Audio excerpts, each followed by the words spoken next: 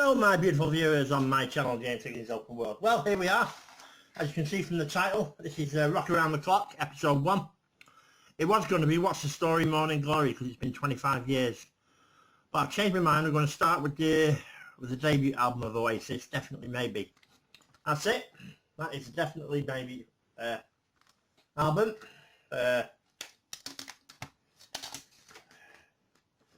What's inside? Just check it. Yep, there you go.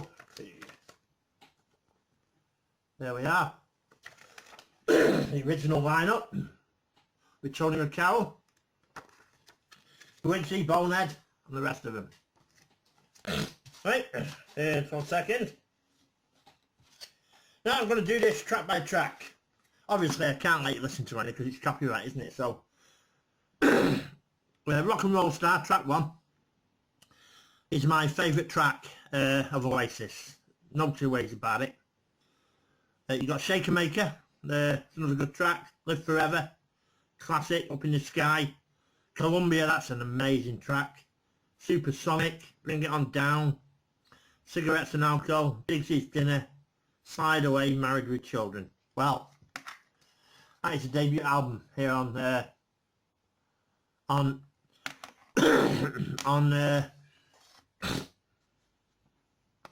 my channel, and on this Rock Around the Clock episode 1. I'll look into Oasis, Definitely Maybe. Just 1 second and I will tell you when this particular album was released. Definitely Maybe is the debut album, studio album by English rock band Oasis, released by Creation Records on the 29th of August 1994.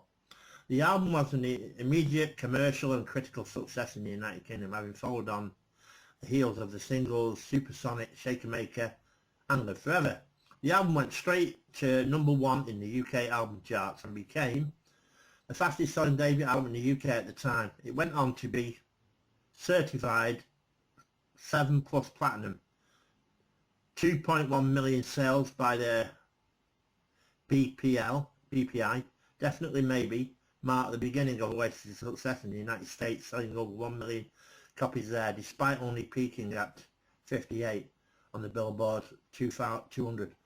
The album went on to sell over 8 million copies worldwide and brought widespread critical acclaim. Definitely Maybe helped to spur a revolution in British pop music in the 90s, and was embraced by the critics for its optimistic themes and rejection of the negative outlook of the grunge music of the time. The album is regarded as a seminal entry of the Britpop scene and has appeared in many publications' lists of the greatest albums of all time. In 1996, the NME conducted a readers' poll in which Definitely Maybe was voted the greatest album of all time. Definitely Maybe is the only album to feature Tony McCarroll, who was fired from the band in 1995 during the recording of their next album, What's the Story, Morning Glory. Well, Dick Carroll, I felt sorry for him a bit, to be honest, but he definitely was needed for this album, you know. He had a punkiness to him. It's a bit like, I've said this before on this channel, it was a bit like Paul Di'Anno for Iron Maiden in the first 2 albums. He had that punkiness about him. But according to the founder of Iron Maiden, I forget his name now, he said that when he came to him, he didn't really have a punkiness. He just he just developed as he went with the band more. I think he was just trying to wind him up. But he was a different rock heavy metalist. But I've got a lot of time for Paul Di'Anno. I think this time in Iron Maiden was critical in making Iron Maiden the band that they were. You know, but this is about this album. But that's why the link. This had a punkiness. Iron Maiden's first 2 albums had a punkiness to it. And as I said, my favourite track was Rock and Roll Star. But at the time, I mean, I'm 52, right? At the time, when it first came out, to be honest with you, I thought they were a student band, Oasis, in the beginning. I did. Thought they were a student band. but obviously they're not. But it's definitely my favourite Oasis album. If you get the DVD with this, the DVD version, the videos and everything as well, there's a documentary on there as well, which is on YouTube at the moment as well, so I have a little plug for YouTube there about it. But it's definitely just an awesome album. The original lineup, yep. Liam, Noel, Bonehead, Tony McCarroll, and Quigsy. Oasis, the original lineup. Yeah. I mean, I'd love to see the original lineup play this album, but it's never going to happen, is it? Let's be honest about it. Liam and his brother just don't see eye to eye, do they? That's the sad thing about it. But they've both gone on to great things. Liam tried it with BDI for 2 albums, didn't work out. You would have thought it had worked out with the Oasis fan base, but it just didn't. It petered out. And then I saw him on As It Was, I think it was, Liam's film. That what was his name? He went back to the rain. He wanted to go to the rain. And that's when Liam gave up after that. I forget what his name is. I forget his name. But he was in he's part of the Rain group. But anyway, yeah. But I'll see what it says on here a minute. One second.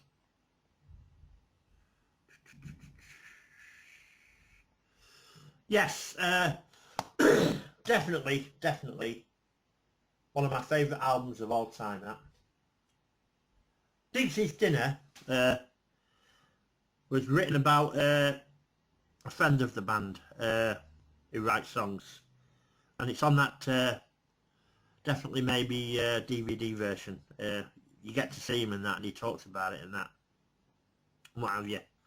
And one of the members of Stone Roses are on there as well. Well, that is one of the best debut albums of all time. It's not my favourite album, but it's up there. It's not one of my favourite albums, to be honest. It's up there though. It really is. It's in the top 10. My favourite album of all time is obviously I think you'll guess this, is Quadrophenia, The Who. That's my favourite album of all time. And I'm a bit of a mod, just like Oasis are a bit moddy, especially Liam. Liam is a mod. He loves the film Quadrophenia. I've even got the tattoo there. That's Quadrophenia. That's Liam's favourite film as well. You know, I mean, what I loved about the mods with it is I didn't like the suit because I don't really suit a suit, but I love the Parkers and I love some of the other clothes and the shoes and all that sort of stuff, and the scooters. Yeah, the mirrors and everything's great. What have you. And the film was set in '64.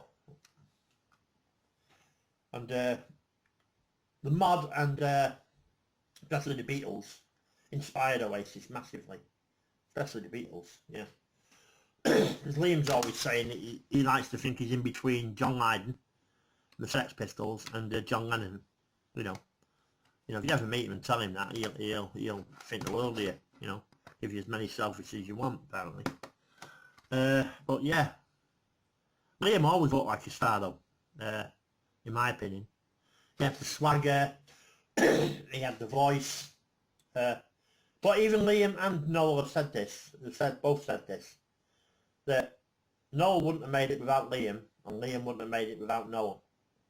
Noel was the engine of Oasis, with the songs and what have you. Noel says that Bonehead was the spirit of Oasis.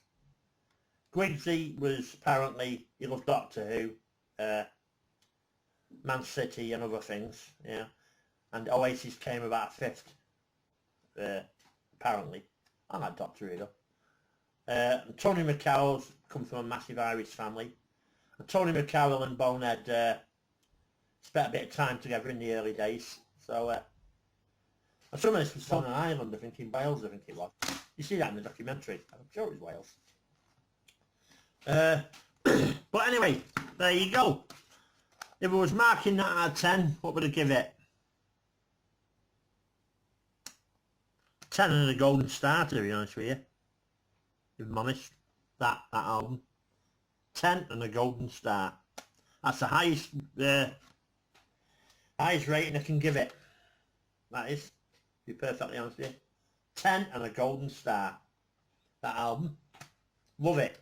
Absolutely bloody love it. But like I said, my favourite track is Rock and Roll Star. Some of the live versions I've seen of that are just brilliant as well. Brilliant. It's tragic, really, that he split up. You know, it's just a pity that Noel couldn't, in 2009, couldn't have done that France gig, and then gone off, done his solo stuff, and then come back. I think everything would have been okay then. I think the tempers for both of them just got the better of them. Liam's side of the story with that particular incident in France, Paris, was that Noel smashed one of his guitars, which was a present, and he went and smashed one of Noel's guitars, and what have you. That's his side of the story, you know. And the way he put Liam is that Noel, it's like playing a game of football. Noel took the ball away, so I'm off now, you know. That's how Liam puts it, which isn't fair. I can understand what he's saying, you know. He took the ball, so he can't continue. So they were in shock for a bit. I think they were in shock the whole time they were in BDI, to be honest. They had no time to grieve for Oasis, you know, really. I think that's why it all fell apart, you know. Because Noel is a lyrical genius. I mean, there's no other way of saying it. He's an absolute lyrical genius. Even though he's a lyrical genius, I don't think some of his solo albums are as good as this Oasis stuff. I just don't, really. I really don't. You know, I just don't. I think Noel just wants to do his own stuff though now, and he's about my age, I think. I think he's about my age, 51, 52, like I am. You can't blame him for it, you know. He's trying different things, and I listen to it. He did a video with his I Find Birds of what's his bloody name? An actor who played Cook in Skins in one of these videos. That was good. That was a good one. I forget what it's called. Blue Moon, I think. But Liam's stuff is them two albums. They're not all great, but most of them are. Greedy Soul and all that sort of stuff. Yeah, pretty brilliant. I think Liam still got the voice. Really do. You know. Will they ever get back together? Very, very, very, very, very doubtful, to be honest with you. You know, very doubtful. I don't think we're going to see Oasis ever again, to be honest, if I'm honest about it. Unless you can sort out the differences, which is very doubtful. But anyway, if you like this this first episode of Rock Around the Clock, episode 1, definitely maybe Oasis. Look out for number 2. That'll be coming in the near future. Oasis, What's the Story, Morning Glories, celebrating 25 years.